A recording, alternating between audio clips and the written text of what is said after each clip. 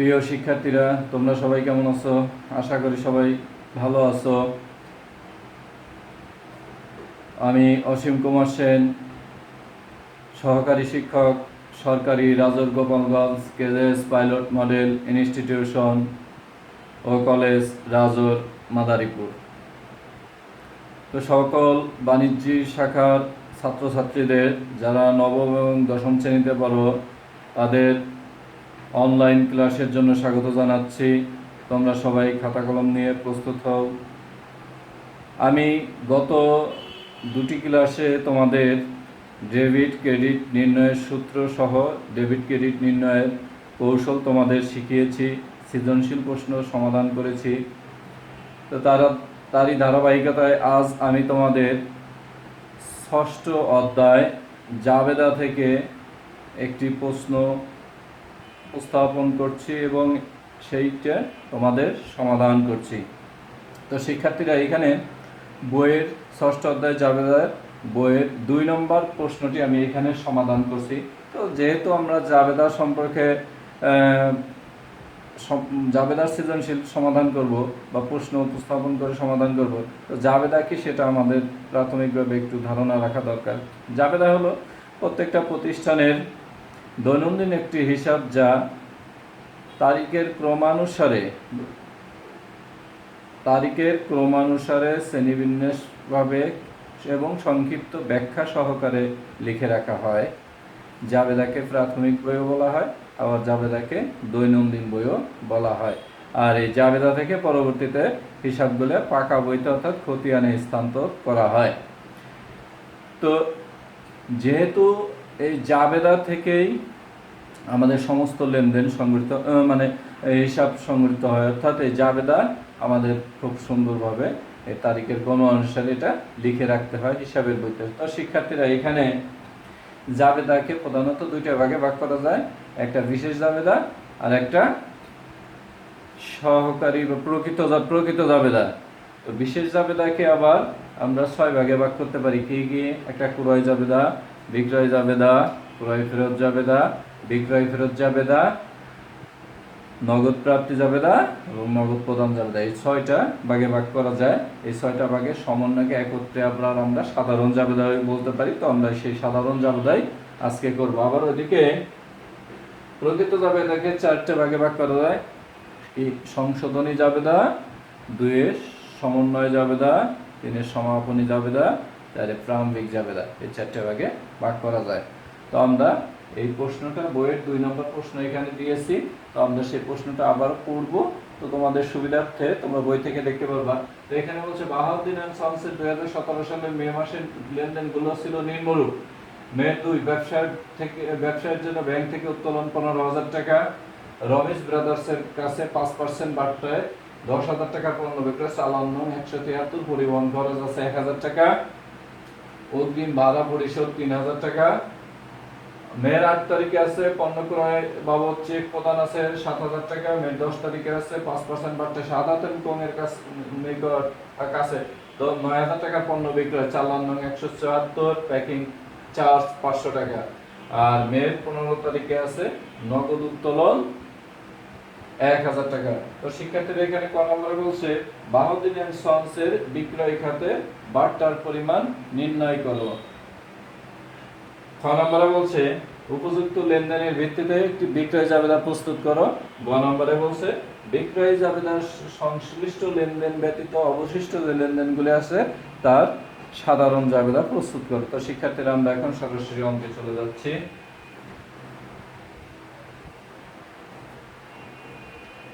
যেহেতু এটা বইয়ের 2 নম্বর, তোমরা প্রশ্নটা বই থেকেও আবার দেখতে পাবা। আমি এটা সমাধান করছি।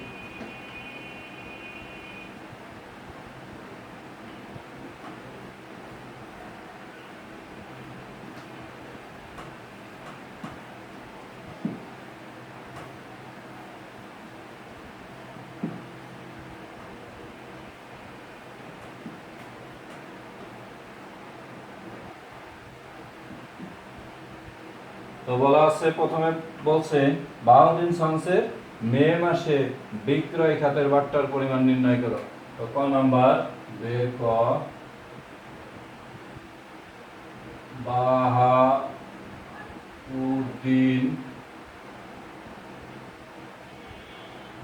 and Sons এর বিক্রয়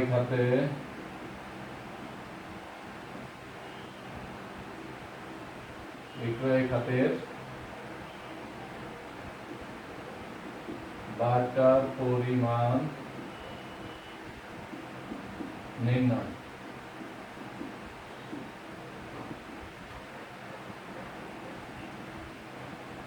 তো আমরা প্রথমে একটা ছক করি, যেহেতু এটা অনুমত কোনো ছক না, তাই এখানে আমরা তারিখ, বিবরণ, টাকা বা তারিখ, বিবরণ, এই ক্ষেত্রে আমরা টাকা দিয়ে দিব। আর অনেকে আবার বিস্তারিত টাকা, পরিমাণ টাকা দেওয়া যায়, সেটাও দেওয়া যায়। আবার এখানে আমরা দুইটা করে টাকা উল্লেখ করতে পারি। 2017 এই ক্ষেত্রে মে মাসে 3 তারিখে একটা বার্তা আছে। 3 তারিখে যে শাহাদাতের রমিজ ব্রাদার্সের কাছে পণ্য বিক্রয় করছে। তো রমিজ ব্রাদার্সের কাছে পণ্য বিক্রয় করে আমরা দেব মে মাসে 3 বিক্রয় বার্তা কত? 10,000 টাকা বিক্রয় বার্তা। 10,000 টাকার উপরে বিক্রয় বার্তা 5%। তো 10,000 টাকার উপরে 5% আসে 500 টাকা। এবং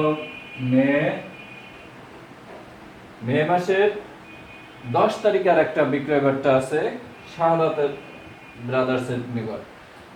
শাহাদাতের এখানে 10 তারিখে বিক্রয় বার্তা আছে। তাহলে এখানে আমরা আবারও লিখব বিক্রয় বার্তা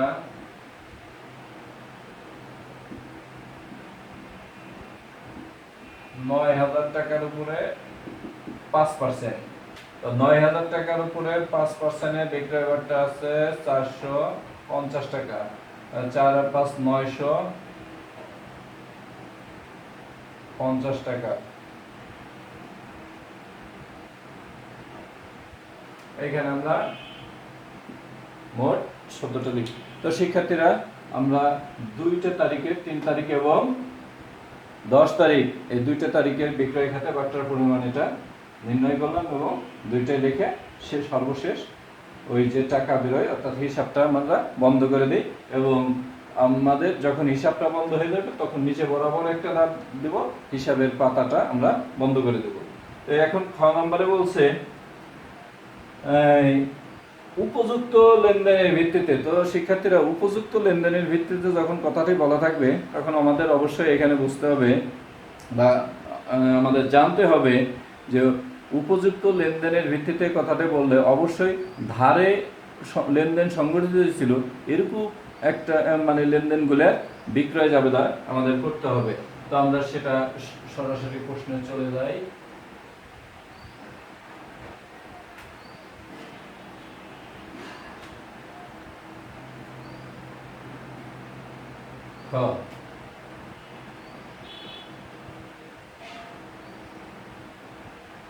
তাহলে এটা বিক্রয় জাবেদা প্রস্তুত করতে বলছে। তাহলে আমরা লিখব বাহাউদ্দিন এন্ড সন্স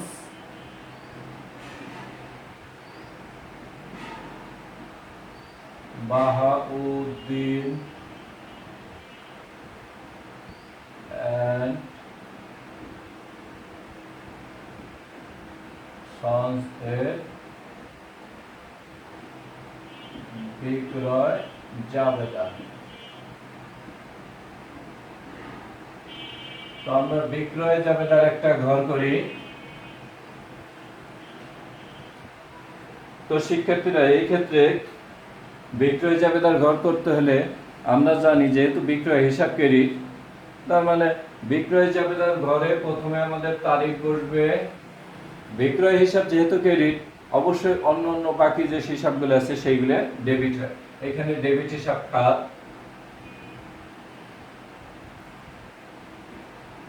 ডেবিট হিসাব খাত বিক্রয় জাবেদায় অবশ্যই চালান থাকে এবং সূত্র থাকে। চালান, সূত্র, তারিখ,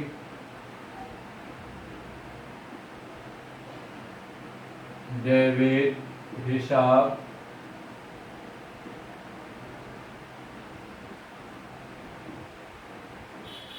খাত,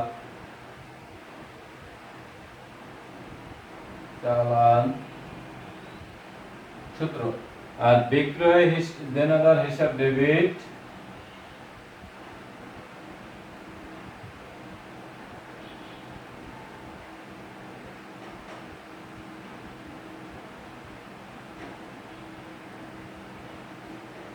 ডেবিট, বিক্রয় হিসাব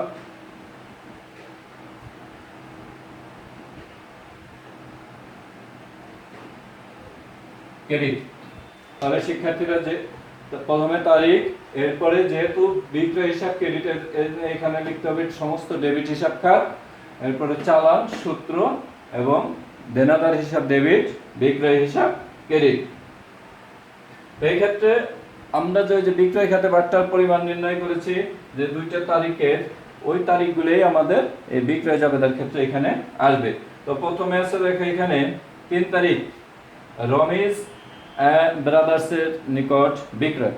তো রমেশ ব্রাদার্সের নিকট বিক্রয় করছে, অবশ্যই এটা ধারে বিক্রয় এবং সেটাই আসবে। 2017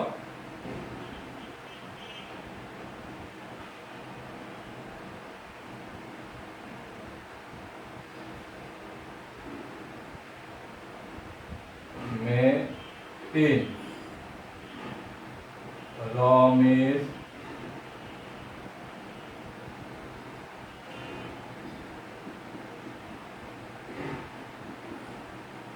ব্রাদার্স হিসাবে এখানে চালানো 173। তাহলে এইখানে রমেশ ব্রাদার্সের কাছ নিকট 10,000 টাকার পণ্য বিক্রয় করছে, কত পার্সেন্ট বাট্টায়? 5% বাট্টায়। তো শিক্ষার্থীরা যেহেতু 10,000 টাকার পণ্য বিক্রয় করছে 5% বাট্টায়, অবশ্যই 10,000 থেকে ওই 5% বাট্টার 500 টাকা বাদ যাবে। আর এইখানে পরিবহন খরচ আছে 500 টাকা। তো এই ক্ষেত্রে এই 1,000 টাকা, সরি, তাহলে ওই 1,000 টাকা যোগ হবে। আমি একটা গণনা কার্য দেখিয়ে দিচ্ছি। গণনা কার্য 1 রমেশ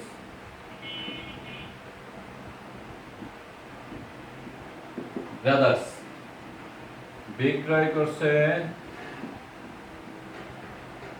10,000 টাকা মাইনাস বাট্টা, 5% আসে 500 টাকা, তাহলে কত? 9,500 প্লাস পরিবহন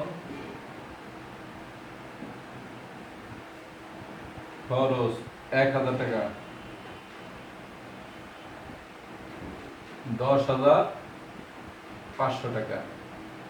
তো এইভাবে আমরা গণনা কার্য করতে পারি। এইখানে আমরা লিখে দেব 10,500 টাকা। পরবর্তীতে শাহাদাতের নিকট বিক্রয় করছে 15,000। শাহাদাত এন্ড কোম মে 10 শাহাদাত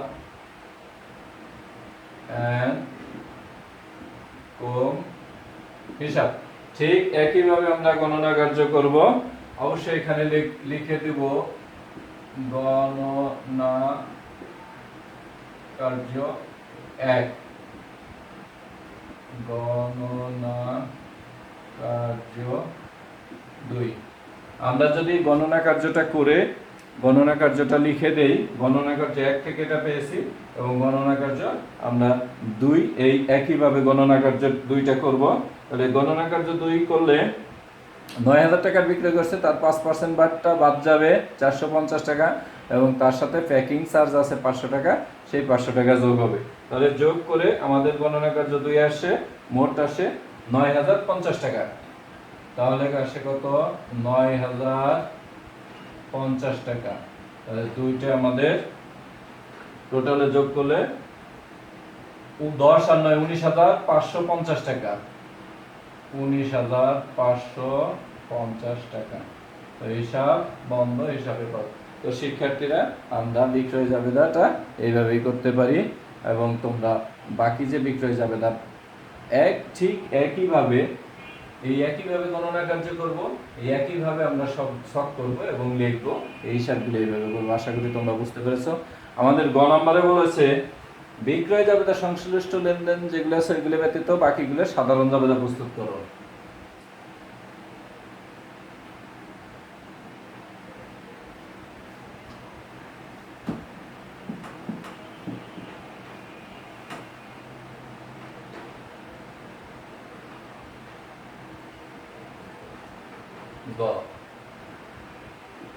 তো আমরা একটা সাধারণ জাবেদার ছক করি, এখানে লিখি সাধারণ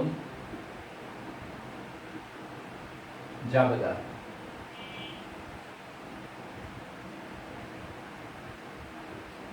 তারিখ, বিবরণ, খতিয়ান পৃষ্ঠা, ডেবিট টাকা, ক্রেডিট টাকা। তারিখ, বিবরণ, খতিয়ান পৃষ্ঠা, ডেবিট টাকা, ক্রেডিট টাকা। তো শিক্ষার্থীরা এখানে তারিখ, প্রথমে তারিখ, এরপরে বিবরণ, খতিয়ান পৃষ্ঠা, যেহেতু আমাদের সমস্ত লেনদেনের হিসাবটাই খতিয়ানে স্থানান্তর করা হয় জাবেদার বলে, সেহেতু খতিয়ান পৃষ্ঠা, ডেবিট টাকা, ক্রেডিট টাকা। এখানে আছে 3 তারিখ এবং 10 তারিখ ব্যতীত বাদে, তোমরা বইতে দেখতে পারবা এই দুইটা লেনদেন বাদে বাকি যেগুলো আছে ওইগুলো যাবে। তো এখানে 2 তারিখে আছে ব্যাংক থেকে উত্তোলন। অবশ্যই ব্যবসায়ের জন্য ব্যাংক থেকে উত্তোলন করলে ব্যবসায় কি আসলো? নগদ টাকা আসলো, তাহলে নগদান হিসাব ডেবিট, আর উত্তোলন করেছি ব্যাংক থেকে, ব্যাংক হিসাব ক্রেডিট। 2017 মে 2 নগদান হিসাব ডেবিট, ব্যাংক হিসাব ক্রেডিট। কত টাকা? 15,000।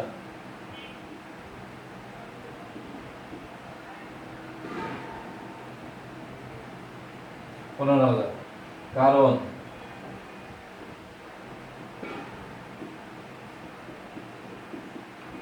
ব্যাংক থেকে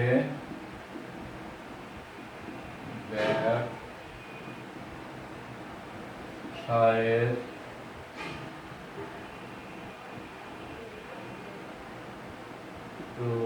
প্রয়োজনে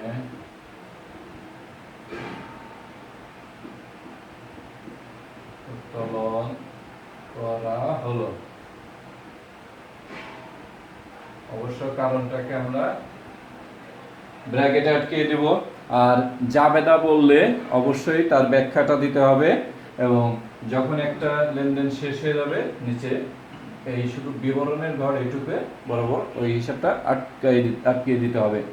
আর অবশ্যই যদি ব্যাখ্যা কথা ব্যতীত বলে সেই ক্ষেত্রেই শুধু ব্যাখ্যা লিখবো না জাবেদার ক্ষেত্রে, তাছাড়া জাবেদা যখনই করতে বলবে সাধারণ জাবেদা অবশ্যই আমরা ব্যাখ্যা দেব। এরপরে আছে অগ্রিম ভাড়া পরিশোধ মে 5 তারিখ, তাহলে অগ্রিম ভাড়া পরিশোধ করলে অবশ্যই টাকা আমাদের চলে গেছে নগদান ক্রেডিট, আর কি হিসেবে দিচ্ছে? অগ্রিম ভাড়া। অগ্রিম ভাড়া হিসাব ডেবিট,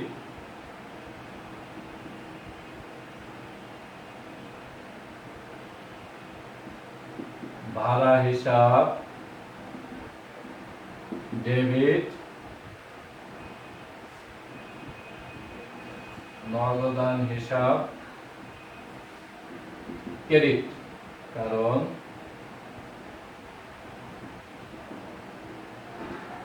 নগদে অগ্রিম ভাড়া পরিশোধ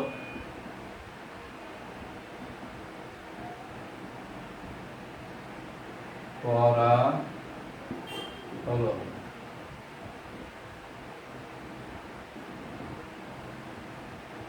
কত টাকা অগ্রিম ভাড়া পরিশোধ করেছে? 3000 টাকা।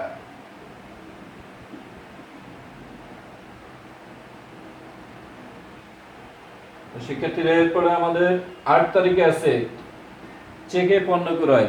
অবশ্যই ক্রয় করলে খরচ বৃদ্ধি পেয়েছে, ক্রয় হিসাব ডেবিট, আর যেহেতু চেকে করেছে অবশ্যই ব্যাংক হিসাব ক্রেডিট।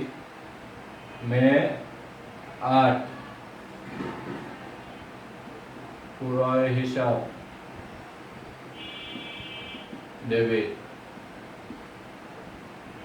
ব্যাংক হিসাব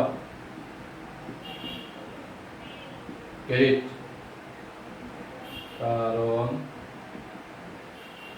চেকে পণ্য ক্রয় করা হলো।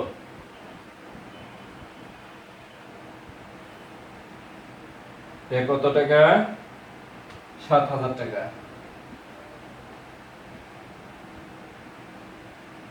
7000 টাকা। আরেকটি লেনদেন আছে সর্বশেষ 15 তারিখ। 15 তারিখে বলছে নগদ উত্তোলন।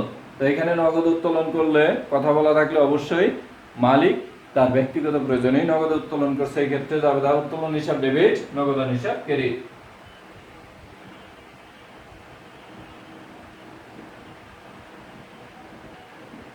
উত্তোলন হিসাব ডেবিট,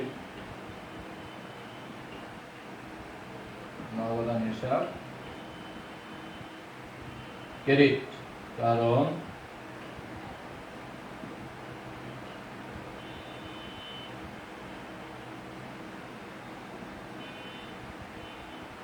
ব্যক্তিগত প্রয়োজনে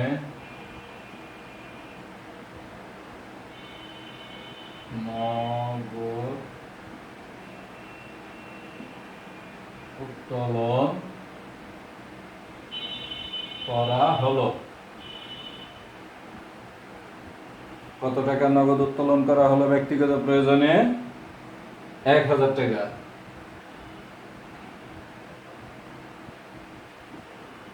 তো এখানে আমাদের মোট যোগফলটা টেনে দেই।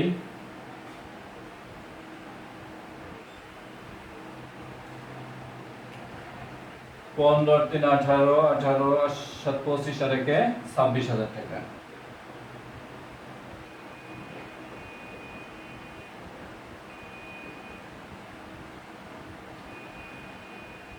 তো এই ক্ষেত্রে আমরা যোগফলটা লিখলেও পারি, আবার যোগফল কেউ যদি না লেখে তাহলে সেটাও হবে। আমাদের এই হলো আমাদের মোট ডেবিট জাবেদা, সাধারণ জাবেদা। তো শিক্ষার্থীরা তোমরা এই অঙ্কটি করবে এবং বাড়ির কাজ পরবর্তীতে 3 4 5 যে অঙ্কগুলি আছে সেগুলো বাড়ির কাজ বাড়িতে কমপ্লিট করবে, সম্পূর্ণ করবে। আশা করি তোমরা সবাই ভালো থাকবে, সুস্থ থাকবে, পরিবার পরিজনের সবাইকে নিয়ে সুস্থ থাকবে। তোমরা সবাই ভালো থাকবে।